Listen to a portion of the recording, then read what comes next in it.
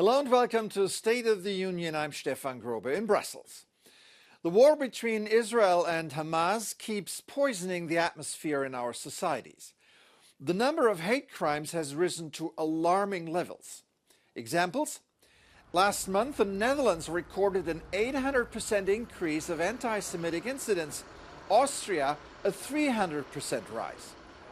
In the second half of October, the number of anti-Muslim incidents in Germany has increased to 3 a day on average. This week, the European Commission urgently unveiled a set of measures and policy recommendations to tackle the dark demon of hate. But that's not all.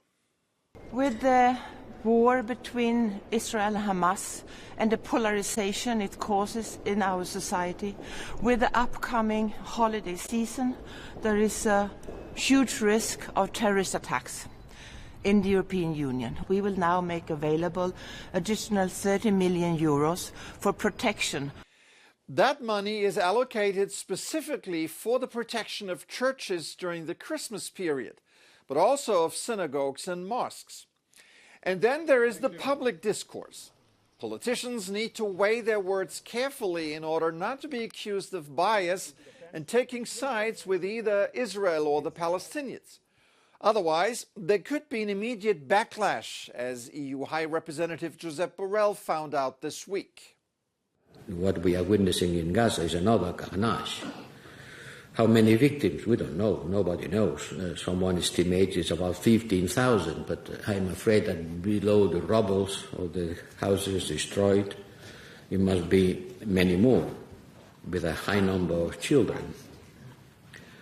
So, sorry?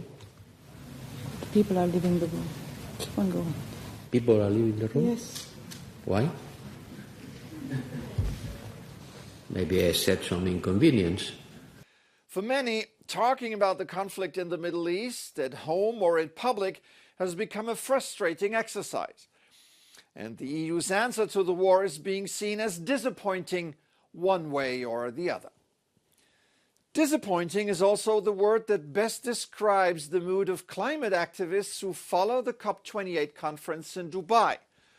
Not only are they angry at the fossil fuel deal-making of the host country, but they generally believe that the conference has not lived up to its ambitions. While climate change is a global crisis, it impacts poorer countries in the global south particularly. The International Rescue Committee, founded at the call of Albert Einstein, has made lobbying on behalf of those countries the core of its climate work. Earlier, Christopher Pitcher spoke with the IRC's president and CEO, David Miliband. Your organisation has a new report out this week, which is focusing on what needs to be done at COP28 to help vulnerable countries and communities. Can you just tell us a little bit about that report and what it actually entails and includes? Our report is specifically focused on the countries that are combining high levels of climate vulnerability with high levels of conflict. There are 15 or 16 countries in the world that represent about 60% of humanitarian need, and they're marked by conflict and by climate crisis. Somalia would be an example, Central African Republic, Ethiopia. These are climate-stressed countries that in the main have contributed very little to overall carbon emissions, but are suffering from very high levels of climate vulnerability and very low levels of investment in climate resilience. What kind of solutions are presented in the report? What does it say needs to be done? It's a really clear action plan. Let's map the climate vulnerability because droughts, floods, they're different in different parts of these countries. So we need proper risk mapping. We need real investment in innovation about what adaptation means. How can farming communities sustain their livelihoods? How can urban communities be insulated from the dangers of the climate crisis?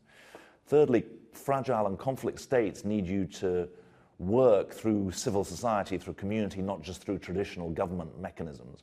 And then there's a final aspect to this. These countries need humanitarian aid, but they need climate finance. Okay, and what makes this COP difference, this climate conference, any different to others? Because in the past, there's been a lot of commitments, but there hasn't been much action. What we know is different is that the world has changed. We're living with the climate crisis now. If you go to Afghanistan, if you go to Somalia, our clients are dealing with the climate crisis today. And no previous COP has ever addressed the issue of climate vulnerability and conflict. That's what we need to see changed. Just tell us a little bit more about what the consequences of inaction are for these more vulnerable countries and communities. I mean, the worst case scenarios are obvious. Climate change exacerbates resource stress exacerbates conflict exacerbates the flow of people, and you end up with an unmanageable situation. Now in Europe, there's a double challenge, because obviously there is a decarbonisation challenge for national security reasons post the Russian invasion of Ukraine, but there's also the global responsibility that Europe needs to fulfill. And that's not just a moral responsibility, it's a geostrategic responsibility. And we'll be arguing it's well past time for that to happen. David Miliband, thank you very much for joining us. Thank you very much. Let's go back to the Middle East, where the war has unintended consequences for the West Bank. Many European tourists used to travel to the Holy Land to celebrate Christmas, with Bethlehem being the major attraction. But today, Bethlehem has been severely impacted by the ongoing war in Gaza, as scared European visitors are staying at home. Hotels had reservations until June 2024. All were cancelled. Locals are left with empty streets, shops, restaurants, and a bleak economic outlook. As far as Christmas is concerned, celebrations have been cancelled as well, and will be limited to small religious ceremonies. Well, this year, everything is different. That's it for this edition. I'm Stefan Grobe. Thank you for watching. Have an excellent week.